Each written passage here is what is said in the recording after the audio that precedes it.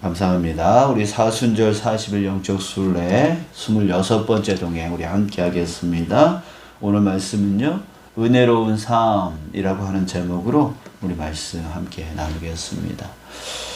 우리 29절 30절에 보니까 요한이 여기서 요한은 세례 요한입니다. 요한이 예수께서 자기에게 나아오심을 보고요. 이렇게 말했습니다. 보라, 세상 죄를 지고 가는 하나님의 어린 양이로다. 내가 전에 말하기를 내 뒤에 오는 사람이 있는데 나보다 앞선 것은 그가 나보다 먼저 계심이라 한 것이 이 사람을 가리킴이라 이렇게 말을 했습니다. 세례 요한은 이렇게 예수님이 누구인지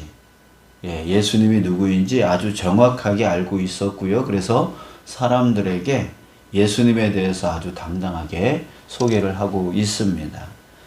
자, 이렇게 세례 요한은요, 예수님을 알아보았습니다. 자, 근데요, 이게 아주 이례적인 반응이었습니다. 왜냐하면 요한복음 1장 5절에 이렇게 말하고 있잖아요. 빛이 어둠에 비치되 어둠이 깨닫지 못하더라. 자, 이는 당시 사람들이요, 빛으로 오신 예수님을 알아보지 못했다라고 하는 것을 말해주고 있어요. 자, 예수님의 제자들조차도 성령 강림 사건이 일어나기 전까지는 예수님에 대해서 정확하게 알지를 못했죠. 자, 그러니까 다른 사람들이 오죽했겠습니까? 예수님이 누구인지 잘 알지를 못했죠. 자, 그런데 세례 요한만은 예수님을 알아본 거예요. 자, 어떻게 그런 예수님을 알아보았을까요? 자, 사실 그의 말에 의하면 그도 세례 요한도 예수님을 알지 못했다라고 이렇게 말을 하고 있어요. 31절에 보면 나도 그를 알지 못하였으나, 또 33절에서도 나도 그를 알지 못하였으나, 이렇게 자기도 예수님에 대해서 예수님을 잘 알지 못했다 이렇게 말을 하고 있습니다. 자, 그런데 어떻게 예수님을 알아보았습니까? 자, 당시 유대 사람들은요, 마을 여인이 아이를 잉태하면 혹시 저 아이가 메시아가 아닐까 이렇게 생각을 했답니다. 또 울음소리가 다른 아이보다 더 크거나 또 뭐 특별하거나 이렇게 되어지면 또 메시아가 아닐까 그런 생각을 또 했다고 해요. 또 당시 로마 식민지로 있었기 때문에 독립운동으로 나선 사람을 볼 때마다 이 사람이 혹시 메시아는 아닐까 하는 그런 기대하는 마음을 가졌다고 합니다. 자, 그러다가 그가 죽거나 아니면 사라지거나 이렇게 되어지면 그제서야 이 사람이 아니구나 이렇게 기대하는 마음을 내려놓았다고 합니다. 자, 이렇게 당시에 유대 사람들은요, 메시아에 대한 열망, 그 열망이 아주 강했습니다. 이런 당시 상황을 볼 때에 세례 요한도 그런 기대를 가지고 끊임없이 이 사람, 저 사람, 이 사람이 메시아일까? 저 사람이 메시아일까? 라고 하는, 그것을 계속 살펴보았다라고 하는 것이죠. 자, 우리 신명기 4장 29절에 이런 말씀이 있습니다. 내가 거기서 내 하나님 여호와를 찾게 되리니 만일 마음을 다하고 뜻을 다하여 그를 찾으면 만나리라. 이렇게 말하고 있습니다. 또 예레미야 29장 13절에서도요. 너희가 온 마음으로 나를 구하면 나를 찾을 것이요 나를 만나리라 라고 했습니다. 자, 세례 요한은 바로 이 말씀처럼 마음을 다해 메시아를 찾았던 것이죠. 자, 그래서 메시아를 알아볼 수 있었던 것입니다. 자, 그런데 이상한 것이 있습니다. 당시 다른 사람들도요, 메시아를 찾았잖아요. 그렇죠? 세례 요한도 메시아가 누구인지에 대해서 마음을 다해서 찾았고, 다른 사람들, 다른 유대 사람들도 메시아를 찾으려고 하는 그런 열망이 있었단 말이죠. 그런데 왜 세례 요한은 알아볼 수 있었고 왜 다른 사람들은 알아보지 못했을까요? 33절, 34절 오늘 본문 내용을 보면은요, 세례 요한이 그 이유에 대해서 말해주고 있습니다. 자, 이렇게 말하고 있습니다. 나도 그를 알지 못하였으나 나를 보내어 물로 세례를 베풀라 하신 그이가, 여기서 그이는 바로 하나님이시죠. 하나님이 나에게 말씀하시되 성령이 내려서 누구 위에든지 머무는 것을 보거든 그가 곧 성령으로 세례를 베푸는 이인 줄 알라 하셨기에 내가 보고 그가 하나님의 아들이심을 증언하였노라. 세례 요한은 하나님이 말씀하신 것에 근거해서 메시아를 찾았습니다. 자, 그러나 다른 사람들은 각자 자기 생각, 자기 유익에 의해서 기준을 삼고 메시아를 찾으려 했다라고 하는 것입니다. 뭔가 다른 사람들보다 특별히 똑똑하거나 아니면 능력이 있거나 또 권력과 힘과 지식과 부를 가진 사람, 그래서 로마로부터 이스라엘을 독립시켜 줄 수 있는 사람, 그리고 다윗과 같이 새 왕국, 가장 강력한 그런 나라를 세워줄 수 있는 사람, 그런 사람을 기대하면서 찾았던 것이에요. 그런 그들에게, 그런 사람을 찾으려고 했던 이 유대인들에게, 여러분, 말구유에서 태어나고 또 사생아처럼 태어나고 또 가난한 집에서 태어난 또 보잘것없는 목수의 아들이 메시아라고 생각할 수 있었겠습니까? 전혀 메시아라고 생각할 수 없겠죠. 자, 여러분, 우리도 예수님을 만나기를 바라고 있습니다. 자, 예수님의 은혜를 체험하면서 살아가기를 바라고 있습니다. 자, 그러나 어떤 사람은 예수님의 은혜를 풍성히 누리는 사람이 있는 반면에 또 어떤 사람은 그렇지 못합니다. 자, 왜 그렇습니까? 자, 마찬가지예요. 기준을 자기 생각, 자기 유익에 두기 때문입니다.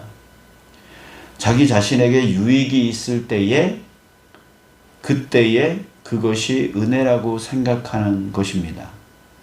예수님이 역사하신 거라고 생각하는 거죠. 자기한테 유익이 있을 때에. 자, 그러나 세상에 어디 유익된 일이 많습니까? 그렇지 않죠. 힘들고 어려운 일 투성이잖아요. 돈이 나한테 쌓이기보다는 오히려 모자란 적이 더 많잖아요. 부족한 적이 더 많잖아요. 어떻게 유익된 일이 많겠습니까? 부족한 일 투성인데요. 자, 그러니까 예수님을 만나는 은혜, 예수님으로부터 받은 은혜가 없다 하는 거예요. 자꾸만 나한테 유익되어지는 것의 기준을 잡으니까, 나한테 좋은 일이 있는 것에 기준을 잡으니까, 이게 세상을 살다 보니까 유익된 일보다는 부족한 일이 더 많고, 기쁜 일보다는 어려운 일들이 더 많은 거예요. 그러니까 예수님을 만나는 은혜가 없는 거죠. 유익된 일이 없으니까, 기쁜 일이 별로 없으니까, 은혜가 적은 거예요. 은혜가 없다라고 생각을 하는 거예요. 자, 그러나 여러분, 성경에서 예수님이 말씀하셨습니다. 마태복음 25장인데요. 마태복음 25장에 보면 이렇게 예수님이 말씀하세요. 그때의 임금이 그 오른편에 있는 자들에게 이르시되, 내 아버지께 복을 받을 자들이여, 나와 창세로부터 너희를 위하여 예비된 나라를 상속받으라. 내가 줄일 때에 너희가 먹을 것을 주었고, 목마를 때에 마시게 하였고, 나그네 되었을 때에 영접하였고, 헐벗었을 때에 옷을 입혔고 병들었을 때에 돌보았고 옥에 갇혔을 때에 와서 보았느니라. 너희들은 항상 나에게 와서 나를 만나 주었고 나를 돌봐 주었고 나를 채워 주었고 나를 영접해 주었다. 나를 만나 주었다. 이렇게 말하고 있어요. 자, 그랬을 때 의인들이 이렇게 대답합니다. 주여, 우리가 어느 때에 주께서 줄인 것을 보고 음식을 대접하였으며 목마르신 것을 보고 마시게 하였나이까? 어느 때에 나그네 되신 것을 보고 영접하였으며 헐벗으신 것을 보고 옷을 입혔나이까? 어느 때에 병드신 것이나 옥에 갇히신 것을 보고 가서 배웠나이까? 우리가 언제 그렇게 했습니까? 우리가 언제 주님을 만났습니까? 언제 우리가 주님께 그렇게 영접했습니까? 몰라요. 예, 그랬을 때 대답하기를 뭐라고 대답하냐면 내가 진실로 너희에게 이르노니 너희가 여기 내 형제 중에 지극히 작은 자 하나에게 한 것이 곧 내게 한 것이니라. 여러분, 예수님을 만나고 그 예수님의 은혜를 받는 그때가 언제입니까? 예, 우리에게 어떤 유익이 생길 때가 아니라 우리에게 어떤 기쁜 일이 생길 때가 아니라 언제예요? 내가 지극히 작은 그 형제에게 자그만 것이라도 나눌 때에, 돌볼 때에, 그들을 영접해 주었을 때에, 그때가 바로 예수님을 만나는 때요, 예수님의 은혜가 임하는 때다라고 성경에서 예수님께서 그렇게 말씀하고 있는 거예요. 그런데 이 말씀과 아주 비슷한 소설이 있습니다. 우리 러시아의 문어 톨스토이가 지은 구두가게 마틴이라고 하는 소설인데요. 자, 신앙에서 멀어진 이 마틴이라고 하는 구두 수송공이 있는데요. 예, 이 사람이 밤에 잠을 자면서 꿈을 꿨습니다. 예수님이 오셔서 야, 내가 오늘 너 찾아갈 거야. 이렇게 꿈을 꾼 거예요. 그러니까 신앙에서 떠났다고는 했지만 내심 기대가 된 거예요. 아, 예수님이 나를 찾아온다고? 예수님이 나를 만나 주신다고? 기대를 했어요. 그래서 예수님이 오시면 대접하려고 과일도 준비하고 과자도 준비하고 차도 준비를 해놨어요. 자, 그런데 기다리던 예수님은 오지 않고 추위에 떨고 있는 청소부가 왔어요. 또 거지 아줌마가 찾아왔어요. 또 사과를 훔친 어린 아이가 찾아왔어요. 그래서 불쌍한 마음에 예수님께 대접하려고 준비해놨던 간식과 차를 그들에게 줬어요. 예수님이 오지를 않으니까 그거라도 불쌍해서 나눠줬어요. 자, 마틴은 불평했어요. 아니, 온다던 예수님은 왜 안 오시는 거야? 포기하고 잠을 잤습니다. 그랬더니 또 꿈속에 예수님의 음성이 들려요. 마틴아, 마틴아. 아니, 주님, 오늘 찾아온다면서요. 오늘 저를 만나 주신다면서요.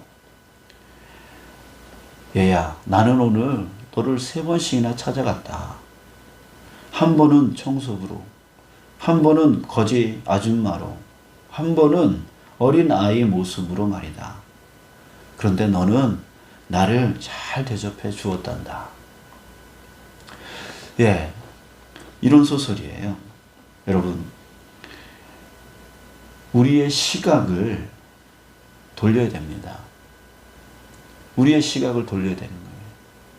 우리는 내게 어떤 큰 유익이 있을 때, 아, 주님께서 나에게 역사해 주셨어. 주님께서 나에게 은혜를 주셨어. 이렇게 생각하는 그 시각을 이제는 내가 자그만 것을 지극히 작은 형제에게 나눌 때에 그것이 바로 주님을 만나는 것이고 주님의 은혜가 임하고 주님의 역사가 함께하는 그것이다 라고 하는 것을 여러분들 우리가 시각을 돌려야 된다라고 하는 거예요.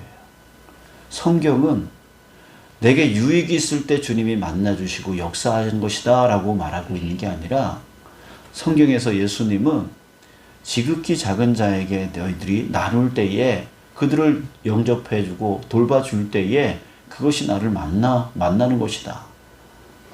내가 역사하는 것이다. 내가 은혜를 주는 것이다. 라고 말씀하고 있다라고 하는 것이에요. 여러분들, 우리가 오늘도 예수님을 만날 수 있습니다. 내일도 만날 수 있습니다. 우리 평생 매일매일 예수님을 만나는 그 은혜의 삶을 누려나갈 수 있습니다. 그것은 무엇입니까? 오늘 내가 만나는 그 모든 사람들에게 사랑으로 베푸는 겁니다. 차례도 한 잔 더 대접하고, 사랑의 말 한마디를, 따뜻한 말 한마디를 해줄 때에 그것이 바로 예수님께 하는 것이고, 예수님을 만나고 그 안에 은혜가 있게 되어지는 것입니다. 어제 우리 규례농장, 우리 장로님들하고 규례농장에 다녀왔습니다.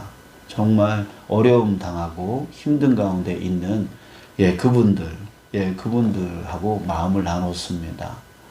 여러분들, 그러니까 제 마음이 어떻게 됐을까요?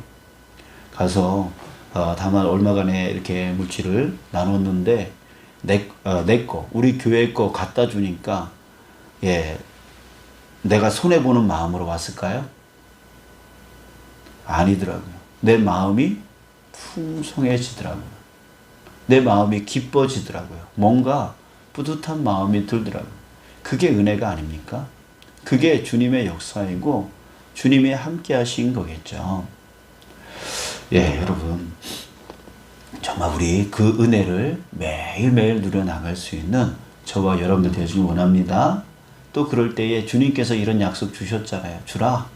그리하면 내가 너에게 채워주리라. 채워주리라. 근데 채워주는 것을 그냥 채워준다고 했습니까? 후이되어 누르고 흔들어 차고 넘치도록 채워줄 것이다. 이렇게 마음으로도 풍성하게 은혜를 주시고 또 나중에 더 많은 것으로 실질적으로 또한 채워주시는 은혜를 누리게 되어지는 것이죠. 그래서 마음과 또 육이, 또 영이, 영혼육이 다 채움받는 은혜를 주님께서 우리에게 주시는 거예요. 여러분들, 오늘부터 우리 기다리기만 하지 마시고 주님을 만날 수 있는 주님이 말씀해 주신 그 방법을 갖고 우리가 살아가는 저와 여러분들 되어질 주님의 이름으로 축복합니다. 아멘. 기도하겠습니다. 아버지 하나님,